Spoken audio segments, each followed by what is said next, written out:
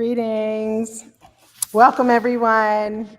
Today, we are talking about the messy emotional gut. And like yesterday, I'm streaming on multiple platforms. So if you see my eyes diverting to different places, it's just because I'm looking at the different screens. But welcome and thank you so much for coming today. So I want to get right into it because I know that there are people that are definitely on LinkedIn and maybe you have to get back to work, maybe you're on your lunch break. So I want to be really direct and to the point. So let me just introduce myself. I'm Sage Joya. I am a mind gut health practitioner, have been for the last 25 years. I'm also a former accountant, so I used to be in corporate America. I'm very aware of the dynamics that go on in corporate America, so I definitely can relate. And I'm also a certified quantum biologist. So I just want to say welcome to the people on TikTok. We are talking today about the messy gut. And it is like one of my favorite topics because the gut really is messy and people aren't sure, like, how is it that your emotions can actually cause your gut to get messy and to have so many problems. So let me just first say, like, I have a couple of slides, not many, just because I want to help you guys get an understanding of what I'm talking about, get a visual. But on TikTok, I don't have the slides. And so if you're on TikTok and you're watching this and you want to see the slides, then you can go either to YouTube and check out the slides because the stream will take place on YouTube after this is over. And then also you can check it out on LinkedIn or Facebook as well. So let's get started.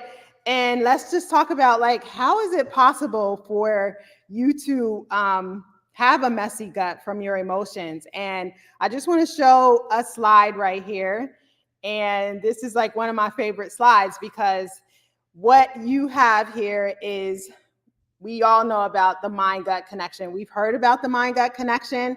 And so how is it that the mind-gut connection can actually exist? And it's really because you have the brain mind, which is sitting at the top of the slide, the little blue man that I have at the top of the slide.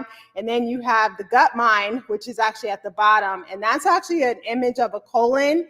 But the reason why I have the colon represent the entire gut is because the colon is the very last stop of the digestive tract. And so the colon is a perfect representation of what's happening on that brain gut axis and how that communication is taking place, and how in the end that communication has to have excretion from the colon. So that's one of the reasons why I place it at the bottom.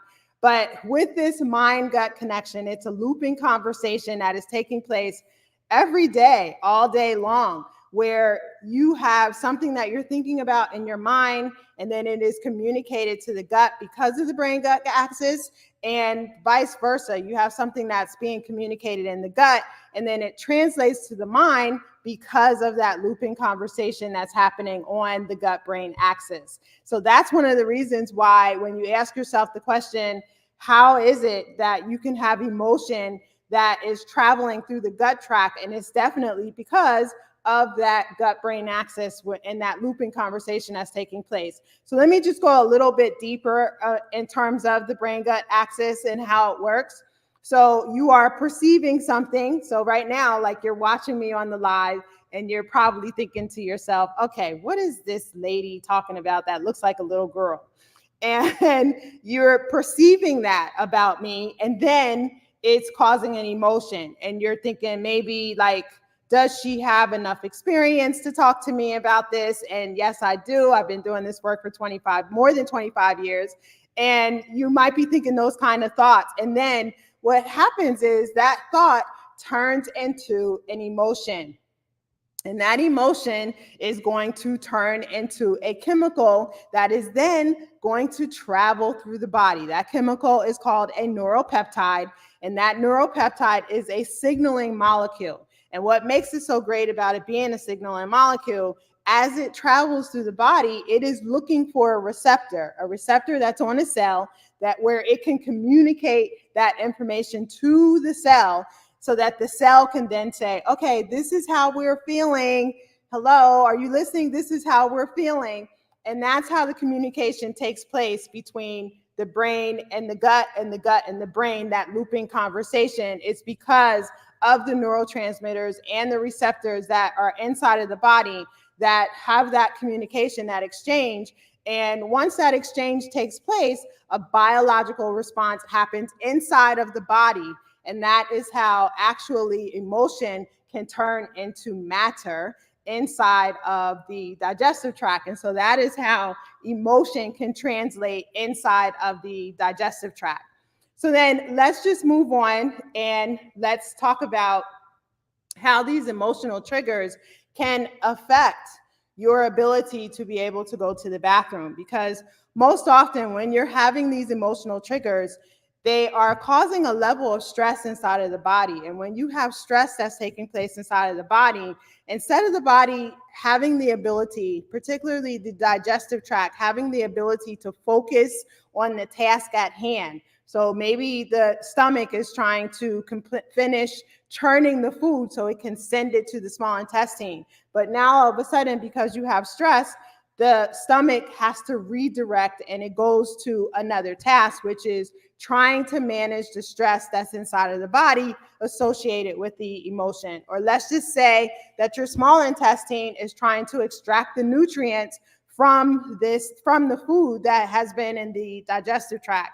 And instead of it trying to continue to extract those nutrients, it then has to divert its attention because now it has to manage the stress levels that are inside of the body and so on and so forth. But that's the thing that happens inside of the gut when we have these emotional triggers. So let me just give you a quick example.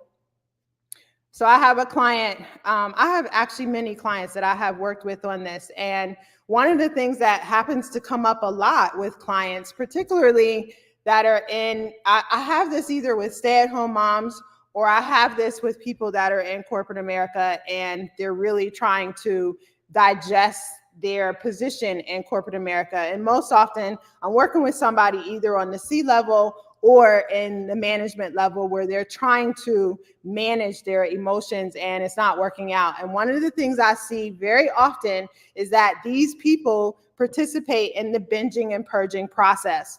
And so when I have a person that comes to me and they're either a binger or they're a purger, I know that they've been holding on to emotions for a very long time. Because for me, what does binging and purging translate into? And if you guys have any questions or you want to comment on that, leave it in the chat and I'll respond to it.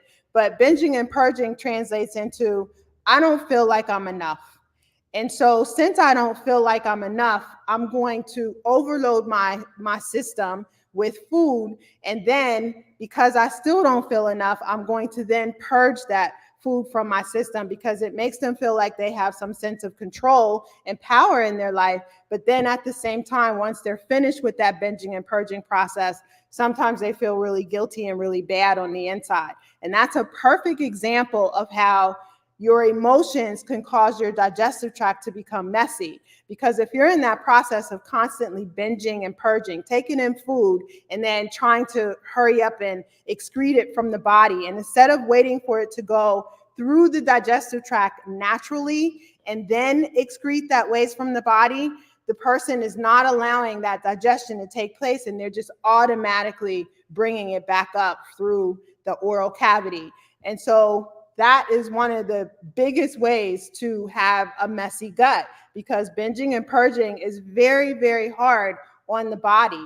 And then having to manage those emotions of feeling like you're not enough constantly, it can wreak havoc on your digestive system. So it's one of the reasons why I want to have these types of live streams to help people to understand if you're having gut problems, then one of the reasons why it's so difficult to overcome those gut problems because the real issue at hand is not being addressed. And the real issue happens to be the emotion. And most often people feel inadequate. They feel like I'm not enough. I'm not enough to pursue the desire that I want. I'm not enough to have the job job that I want. I'm not enough because sometimes when I'm parenting, I don't treat my kids well. I'm not enough because my husband gets upset with me because I'm not serving correctly, or I'm not enough because I'm not providing enough of a financial grounding for my family, and my family is looking to me and thinking that I'm an inadequate man because I'm not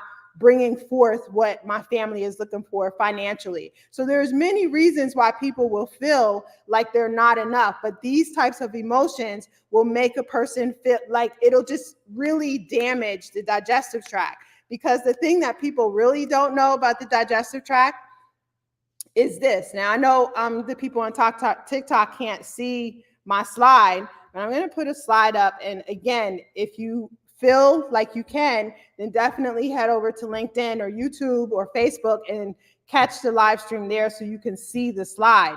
But this is what I want you to know. So your digestive tract is an entire system, and at the end of that digestive tract is your colon. So when you look at the slide, you see where I have the oral entrance, which happens to be your mouth of the digestive tract, and then I have at the bottom highlighted the exit opening, which happens to be the anus, and that is the second opening of the digestive tract.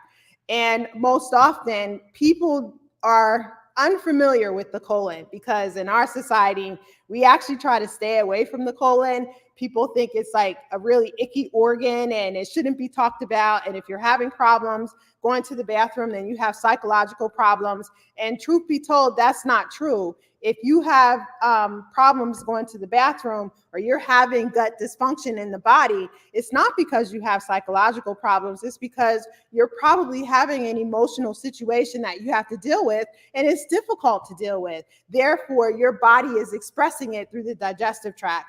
And so the most important piece of information you need to know about that digestive tract is at the very end is your colon, i.e. the large intestine. People use those words interchangeably. And the colon, not only is it a storage unit for the physical waste that is inside of the body, the colon is also a storage unit for emotion.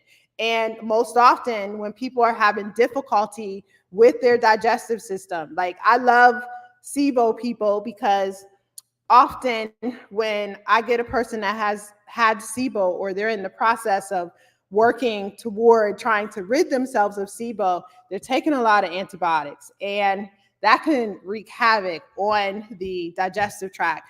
And it can actually have a adverse effect. So people get really frustrated when they're having SIBO. So the very first thing that I like to do with people that are having SIBO is I like to go in and really address the emotional component of their gut digestive system. And 9 times out of 10, the thing that has been missed out of their whole protocol is understanding what about the emotion and where is that emotion landing and what kind of problem is that emotion causing on the digestive tract. And I find most often that when people have a culmination of emotion and it is sitting inside the digestive tract, 9 times out of 10, almost 10 times out of 10, they can't go to the bathroom. So if you can't go to the bathroom because you have a culmination of emotion that's sitting inside of the digestive tract, then of course there's going to be a backlog of information that's happening in the digestive tract. Your colon is the last stop, and the emotion is sitting right there. The emotion's not moving, and then you're expecting for the other parts of the digestive tract to continue working. Well, it causes a trickle up problem. And next thing you know, you might be having acid reflux, or you're having stomach pain, or you're having SIBO, or you're having constipation. And it's because that emotional data that is sitting right down at the bottom of the digestive tract is having difficulty excreting itself from the body. Because why? The body needs the host to come into conscious awareness of what is taking place inside of the body. And when you come into conscious awareness, then you can take better steps to releasing that information from the body.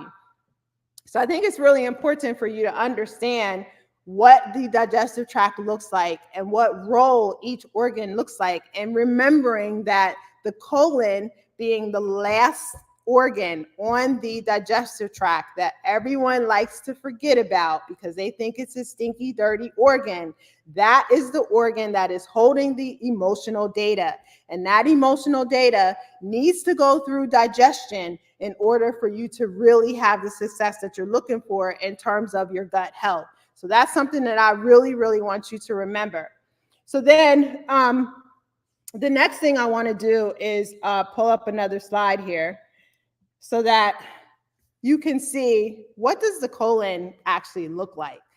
Because if I'm telling you that the colon is actually a storage tank for emotion, then you might want to know, like, what does it look like and how does it function? And so I talk about this all the time because, again, in our society, we like to ignore the fact that the colon is a part of the digestive tract. So once again, if you're on TikTok and you want to take a look at the slides, then definitely hop on over to either LinkedIn, Facebook, or YouTube, and then you can see the slides that I'm showing on the screen.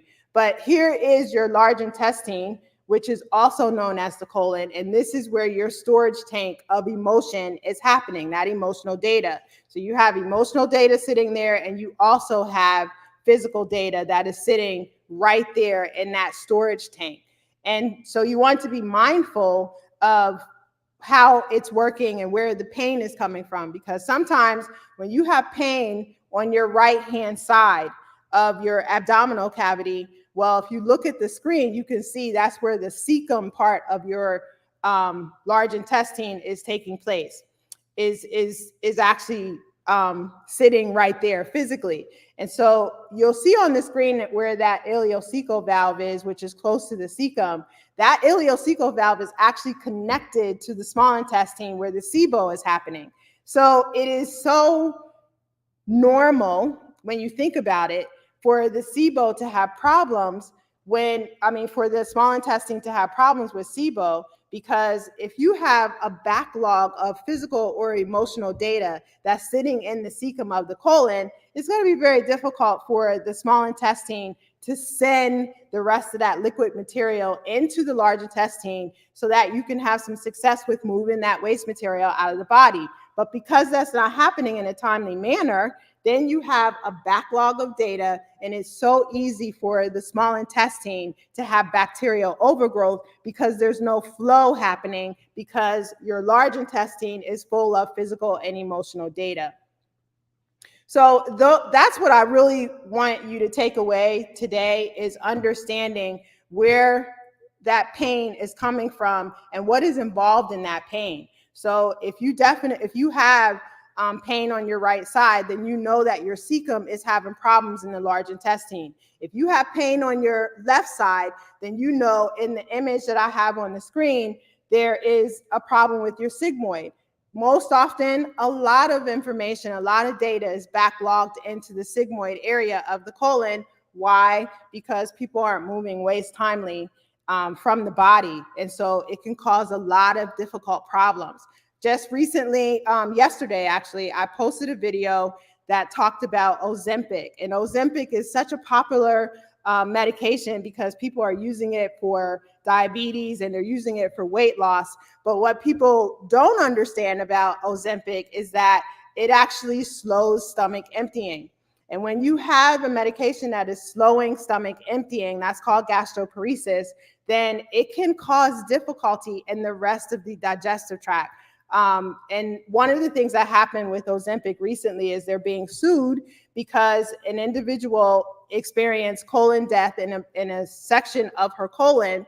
She was found unconscious by her husband, and she was rushed to the hospital. And then they found that some of the tissues inside of the colon had died. And that's because there wasn't enough blood flow that was getting to the tissues when she was taking Ozempic. And so as a result, she had to get rushed to the hospital. A section of her colon was removed, and now she has to wear an ileostomy bag. But this woman, now I don't know if this was happening before she started taking Ozempic, but I know that it was either before or after. But at any rate, she wasn't moving waste material out of her body timely. So when she started taking the Ozempic and it started slowing down the stomach emptying, it also caused a problem inside of her colon. Now, you might think to yourself, well, how is it that if something's not happening in the stomach, it can cause problems in the colon? And that's easy. It's because, and a lot of us don't know this either, but when your stomach receives food and it begins to empty that food, it sends a signal to the large intestine to say, hey, we received more food. We are getting ready to send the rest of this food down the digestive tract. So you need to empty the additional waste that's inside of the colon to make room for the incoming food. But when you're taking something like Ozempic and it's slowing down the signaling, then when it's slowing down the stomach from releasing that information, the signal to the colon might not happen. And when that takes place, then you start having a backlog of waste, and then you have difficulty with the medication that you're taking, and Ozempic is one of those. So now they're facing a lawsuit because this woman had difficulty with moving that waste material out of her colon, and now is stuck with wearing an ileostomy bag for the rest of her life because of this problem that she had with Ozempic. So if you're taking Ozempic, then I'm going to encourage you to watch the video that I put out, because I also have 4 steps that you can take to support yourself if you feel like you don't want to stop taking Ozempic. There's 4 steps that you can take to support your digestive tract, so prayerfully you won't run into the same problem that this woman did and have to get rushed to the hospital and get a section of your colon removed, because having to wear an ileostomy bag or a colostomy bag is definitely not fun, and it definitely tramples on your quality of life. So the next thing and the last thing that I want to go through is, what kind of action steps can you take to begin healing from your messy gut? And I would have to say, I'm going to give you 2 things that you can do, that you can start right now, and you can begin to get some results. And so the one thing that I love for clients to do is to create a self-introspection data form. And basically with this self-introspection data form, you are able to identify where are you at in life. Because most often when you are having emotional problems that are translating inside of your gut function, it's because you're out of alignment with where you want to be in life. And when I talk about being out of alignment, what I'm really saying is you have a desire. There's something that you really want for your life, and it's not working out because maybe you're afraid to take the action steps to get there, or maybe somebody told you that you shouldn't do that because it's not fitted for your personality, or it's not going to work out. There's all kinds of things that you might think in your mind as to why you shouldn't be the person to go after your desires. And we all know that's not true, but sometimes you need to take steps to take a look at, well, what does that look like for me? And how is it translating inside of my gut? So on the left side of the page, what I would like for you to do is list the things that you desire to have, to do, to be in your life. So it could be that you desire to have a new house, or maybe you desire to have a new occupation, or maybe you're one of those people that are trying to conceive a child. But whatever those things are that you desire, I want you to list them on the left side of the page. And then on the right side of the page, I want you to list, and adjacent to that desire, what action steps have you taken to achieve those desires? Now, it could be the case when you fill out the right side of the page, there's nothing there. But this is still good, because now you're seeing, okay, this might be some of the reasons why I'm having gut problems, and I have that emotional data that's stuck in my digestive tract because I'm not taking any steps towards my goal. And so I know that sometimes with some of you, you're in the household with other people, and you kind of have to turn off that negative information that they're feeding you, saying that you shouldn't go after your goals. But that's one of the things that you need to write down on the right side of the page, that you started the process of turning off those noises and conversations from people that are not supportive. So whether it is you start listening to music, or maybe you might listen to a meditation, or maybe you might start some deep breathing. But those are all some of the things that I'm going to tell you to try to start dealing with that emotional data that is stuck inside of your digestive tract. So once you have this information on the page, then you get a chance to compare the information. And when you see what you have done or not done to contribute to your own life, to contribute to your own self-satisfaction, it'll help you to understand why you are holding on to emotional data inside of your digestive tract. Then the second thing that you can do to support yourself is meditate. So I'll give you 3, because I do know that some people feel like, oh, not the dreaded meditation. And it's like, meditation is amazing, but I do know that it takes some work, or I wouldn't say work, but it takes some consistency in order for you to really gain momentum with meditation and feel like that meditation is working for you. And so I will have to tell you, meditation is amazing, and it will really help you to connect with some of that emotional data that you have sitting inside of your digestive tract. And it will also help you to find the steps that you need to take to release that data from your emotional tract.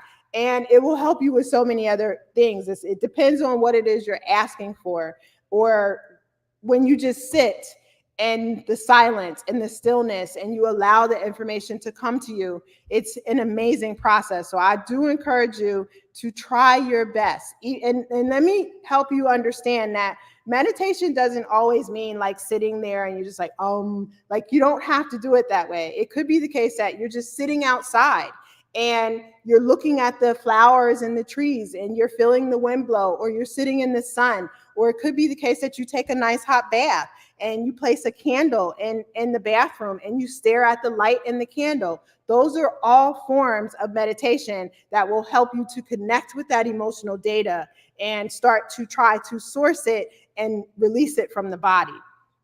And then the very last thing that I would encourage you to do, which is I think is the easiest thing, is breathe. And so it could be the case, because it's like nowadays everybody's talking about breathing. So you might be one of those people that's like, oh, not the breathing again. But here's what I'm going to say to you about breathing. Deep breathing really helps you to open up your digestive tract.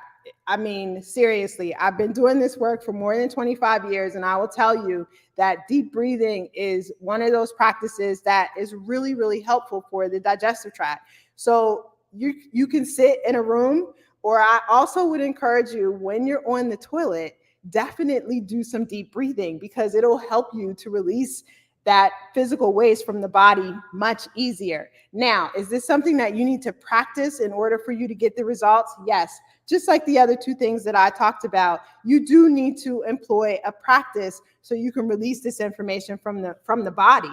But what you're going to do, they have something called box breathing now. And so you're going to take a deep breath in through your nose, and you're going to hold it for 2 to 4 seconds. And then you're going to release it from the body, exhale through your mouth, and you're going to hold it after you exhale for about 2 to 4 seconds. And then you're going to repeat the process. So it's deep breath in through your nose and exhale through your mouth. So I'm a really, really deep breather. I actually teach my clients how to breathe. So I do this for a living. You can actually hear me in some of my videos. You can hear me actually taking in a deep draw. But initially when you start this practice, it might feel difficult for you to take in a deep draw. So don't try to overdo it. Just take in what you can, but take a deep breath in through your nose and exhale through your mouth. That is one of the best ways to connect with that emotional data and to allow yourself to release that emotional data and that physical waste from the body simultaneously.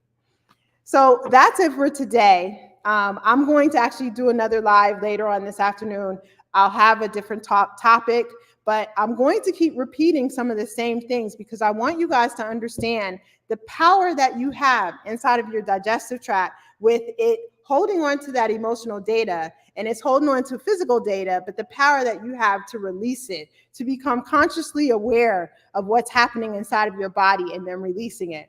So if you have any questions, what I would love for you to do, I know on TikTok, once this live is over, then it's going to be kind of difficult for you to post in your questions. But you can either go to one of my videos on the platform and you can write your question. You can head over onto YouTube where this live stream will be on replay, and you can post your questions there underneath the live stream. And if you're on LinkedIn, the same thing. But I definitely want to make sure that you're getting your questions answered, because once you have a better digestive life becomes so much easier and you're so much happier. Because I'm sure you've met those people that they just seem like they're inherently angry all the time. And you can best believe that person that you meet that's like inherently angry typically has a lot of digestive issues, and they're definitely not going to the bathroom. So in order for you to move away from moving into that type of person, you want to make sure that you ask questions, you get this information. And I also want to invite you to my challenge. I have a 4-day challenge, and you can click the link in my bio no matter what platform you're on. But one of the things that I teach you is how to identify this emotional data that is sitting inside of your digestive tract. Because one of the things that is said oh so well by my clients, it's very difficult to identify the depth of that emotional data if you don't know what you're looking for. So I'm inviting you to the challenge, and I will teach you how to identify that emotional data. And then what steps can you take to get rid of that emotional data, and how to use the environment as a quantum biologist. I want to teach you about the biology and how you can use the environment to actually heal your body for free. But if you don't understand the quantum mechanisms that are there in the environment and also in your body, then it's kind of hard to capitalize on that free healing. So come to the challenge, click on the link in my bio, make sure you get to the challenge, and there you will definitely get a chance to ask me questions live, and you can get your questions answered, and you can start having more of an accelerated healing inside of your body. So once again, that's it for today, and I will be back on later on this afternoon, and I'm trusting I'll see all of you guys there. And make sure you follow me and click the like button wherever you are if you see a like button. And I appreciate you for coming, and have a beautiful day. Bye.